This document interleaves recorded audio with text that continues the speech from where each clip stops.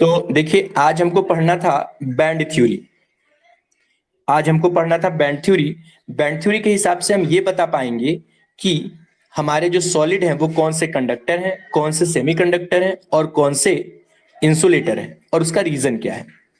तो clear clear ये बात है कि अपने जो सॉलिड है या तो वो कंडक्टर होंगे, कंडक्टर मतलब वो करंट कैरियर होंगे, इलेक्ट्रिसिटी को पास कराएंगे।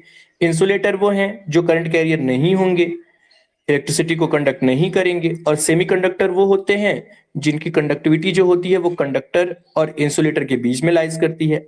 इनके रीजन क्या है वो डिस्कस करेंगे। बैंड थ्योरी के हिसाब से दो तरह के बैंड होते हैं, एक होता है कंडक्शन बैंड और दूसरा होता है वैलेंस बैंड। कंडक्शन बैंड और वैलेंस बैंड में क्या डिफरेंस है उसका एग्जांपल सोडियम को लेके देखते हैं। जैसे सोडियम है तो सोडियम का सबसे हाईएस्ट ऑक्युपाइड एटॉमिक ऑर्बिटल है 3s। आप देखिए, हाईएस्ट का मतलब सबसे ज्यादा एनर्जी वाला, ऑक्युपाइड मतलब जहां इलेक्ट्रॉन प्रेजेंट हो, और एटॉमिक मतलब एटम का, मॉलिक्यूल होता तो मॉलिक्यूल का कहते हैं, और ऑर्बिटल मतलब ये ऑर्बिटल। तो हाईएस्ट ऑक्युपाइड, हाईएस्ट का मतलब ये भी हाईएस्ट एनर्जी का, लेकिन ऑक्युपाइड के केस में जहां पे इलेक्ट्रॉन है वो ये हाईएस्ट है। तो हाईएस्ट ऑक्युपाइड एटॉमिक ऑर्बिटल को बोलेंगे हम वैलेंस बैंड, यहां पे इलेक्ट्रॉन प्रेजेंट होगा। और जस्ट उसके बाद वाला LUMO मतलब लोवेस्ट अनऑक्युपाइड एटॉमिक ऑर्बिटल, तो ये सबसे कम एनर्जी का है जहां पे इलेक्ट्रॉन नहीं है, अनऑक्युपाइड एटॉमिक ऑर्बिटल, जिसको बोलते हैं कंडक्शन बैंड। इसको क्या बोलते हैं? Conduction band.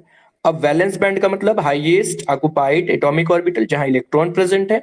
कंडक्शन बैंड का मतलब लोवेस्ट अनऑक्युपाइड एटॉमिक ऑर्बिटल जहां इलेक्ट्रॉन प्रेजेंट नहीं है। अब इन दोनों के बीच में जो एनर्जी गैप है उसको बोलते हैं फॉरबिडन गैप या एनर्जी गैप। फॉरबिडन गैप या एनर्जी गैप। अब कंडक्टर के केस में क्या होता है कि जो कंडक्शन बैंड और वैलेंस बैंड होते हैं वो दोनों एक दूसरे को ओवरलैप कर जाते हैं, जिसकी वजह से वैलेंस बैंड का इलेक्ट्रॉन बड़े आराम से कंडक्शन बैंड में चला जाता है और वो कंडक्टर हो जाता है। इंसुलेटर में क्या होता है? कंडक्शन बैंड और वैलेंस बैंड के बीच में जो एनर्जी गैप होता है, जो फॉरबिडन गैप होता है, वो काफी ज्यादा होता है। इसलिए वैलेंस बैंड का इलेक्ट्रॉन कंडक्शन बैंड में नहीं जा पाता और ये इंसुलेटर होता है। सेमीकंडक्टर में क्या होता है कि कंडक्शन बैंड और वैलेंस बैंड के बीच में जो फॉरबिडन गैप है, वो गैप यानी एनर्जी गैप जो है वो इंसुलेटर से तो कम है लेकिन कंडक्टर से ज्यादा है। यानी कुछ इंप्योरिटी मिला के, कुछ रिपल्सन जनरेट करके, कुछ फ्री इलेक्ट्रॉन जनरेट करके हम वैलेंस बैंड के इलेक्ट्रॉन को कंडक्शन बैंड में भेज सकते हैं। इस वजह से हम कह सकते हैं कि सेमीकंडक्टर में इंप्योरिटी मिला के, डोपिंग करा के उसको हम कंडक्टर बना सकते हैं। सो अब हम ये पढ़ेंगे कि सेमीकंडक्टर में डोपिंग कैसे करते हैं, जिसकी वजह से हमें एन टाइप और पी टाइप के सेमीकंडक्टर मिलते हैं। आप स्क्रीनशॉट ले लो, फिर हम वापस आते हैं कि हम सेमीकंडक्टर में डोपिंग कैसे करते हैं। ओके,